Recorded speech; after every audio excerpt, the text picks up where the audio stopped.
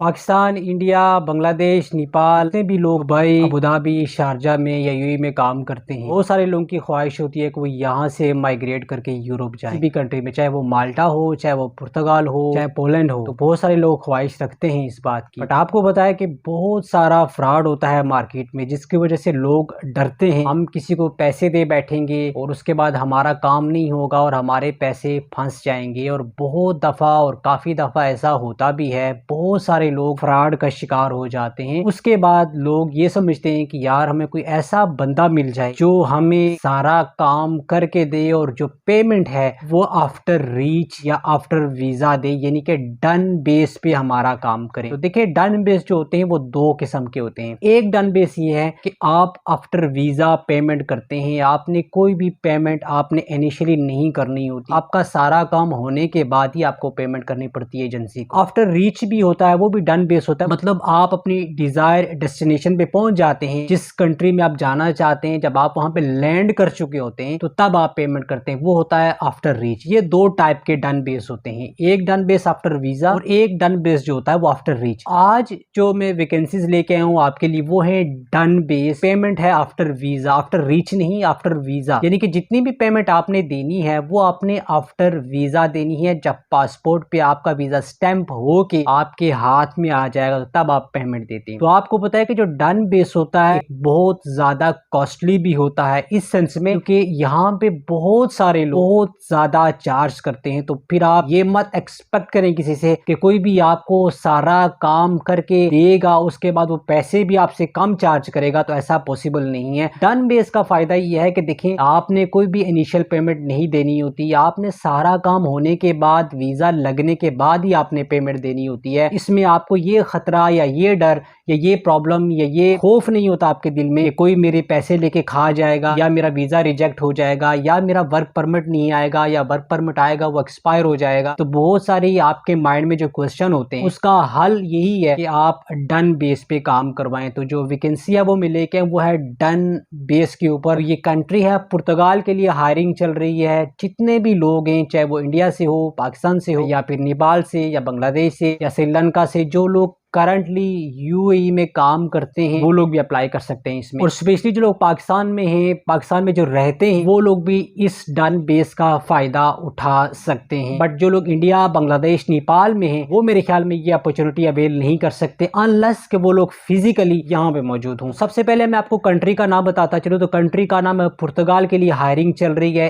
Asian roots and travel वाले higher कर रहे हैं। उसके बाद मैं आपको वैकेंसीज का बताता चलूँ कि ये वैकेंसीज कौन कौन सी हैं। ये जो वैकेंसीज है इसमें आपका एक्सपीरियंस होना चाहिए। अब यहाँ पे एक्सपीरियंस लेटर की डिमांड नहीं की गई, स्पेशली जो लोग पाकिस्तान से अप्लाई करेंगे, यहाँ से जो लोग अप्लाई करेंगे प्रेफर ये है कि आपके पासपोर्ट पे सेम कैटेगरी का वीजा होना चाहिए। सबसे जो मोस्ट इंपॉर्टेंट बात है, जो वीजा है ये लॉन्ग टर्म वीजा है, डी कैटेगरी वीजा है। इसमें ये कोई सीजनल वर्क परमिट नहीं है या शॉर्ट स्टे वीजा नहीं है। इसका बेनिफिट देखें ये है कि आपको 3 से 4 महीने के अंदर वो टीआरसी, टेम्परेरी रेजिडेंस कार्ड मिल जाता है। क्योंकि आपको पता है कि जब आप सीजनल वर्क परमिट पे जाते हैं तो ये अपॉर्चुनिटी वहां पे आपको बहुत कम मिलती है। आपको 1 साल का वीजा लगता है या 6 महीने का आपका वीजा लगता है, बट यहाँ पे आपका लॉन्ग टर्म 2 साल का वीजा लगेगा। 2 साल के बाद आप रिन्यू कराएंगे, आपका 3 साल का लगेगा। उसके बाद यहाँ पे ये है कि आपको वहां के जो पेपर मिलने का चांस इसमें बहुत ज्यादा होता है। शुरू ही से आपको टीआरसी मिल जाती है और आपको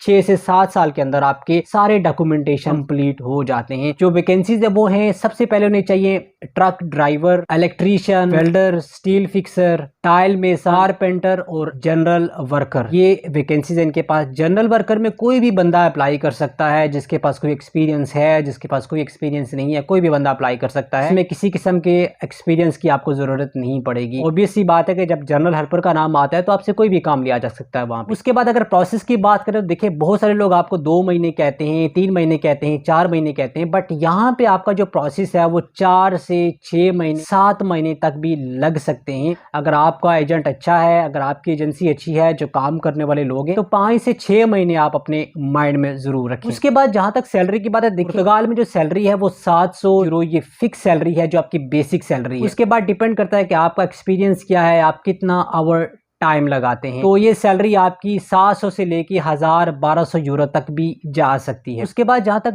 डॉक्यूमेंटेशन रिक्वायरमेंट की बात है, तो आपके पास पासपोर्ट होना चाहिए, ऑब्वियस सी बात है। उसके बाद आपके पास वैक्सीनेशन सर्टिफिकेट आना चाहिए, पुलिस क्लियरेंस सर्टिफिकेट आना चाहिए। अगर आप पाकिस्तान से अप्लाई करें तो मिनिस्ट्री ऑफ फॉरेन अफेयर से ये अटेस्टेड होना चाहिए। उसके बाद ऑब्वियस सी बात है कि आपके पास नेशनल आईडी तो होनी चाहिए, वो भी स्मार्ट कार्ड आपके पास होना चाहिए, अगर स्पेशली अगर आप पाकिस्तान से अप्लाई कर रहे हैं तो। लास्ट बट नॉट लीस्ट हम लोग बेनिफिट के बारे में बात करते हैं। तो सबसे पहले कंपनी आपको अकोमोडेशन प्रोवाइड करती है, ट्रांसपोर्टेशन आपको प्रोवाइड करती है, 2 साल की आपको, जैसे मैंने पहले भी कहा, आपको यहाँ पे डायरेक्ट 2 साल की टीआरसी मिल जाती है। आपको कहीं भी अपना केस सबमिट नहीं करवाना पड़ेगा। लॉन्ग टर्म वीजा है, याद रखें, ये शॉर्ट टर्म वीजा नहीं है। अब यहाँ पे कॉस्ट की लोग बात करेंगे, लोग पूछेंगे कि कॉस्ट कितनी है। तो कॉस्ट देखिए, अगर आप पाकिस्तान से अप्लाई करते हैं तो मैं आपको स्ट्रेट अवे बताता चलूं कि आपका 22 से 25 लाख तक खर्चा होना है, और ये डन बेस है और लॉन्ग टर्म वीजा है। इसमें अगर आप रिजेक्शन हो जाती है, आपका वीजा नहीं लगता, तो आपसे कोई भी पैसा नहीं लिया जाएगा। बट यहाँ पे ये है कि ऑब्वियसली आपको गारंटी चेक जरूर देना पड़ेगा, क्योंकि ऐसा नहीं है कि जो बंदा भी जाएगा वो हर बंदे का केस वो ले ले, ऐसा नहीं होता है। और कोई भी बंदा अगर इतनी आपके लिए मेहनत करता है फिर वो डेफिनेटली कुछ ना कुछ आपसे मांगेगा, तो यहाँ पे वो लोग गारंटी चेक आपसे जरूर मांगेंगे, जो आपको देना पड़ेगा। जहां तक नंबर की बात है, नंबर भी मैं आप स्क्रीन पे चला देता हूं। आपने इस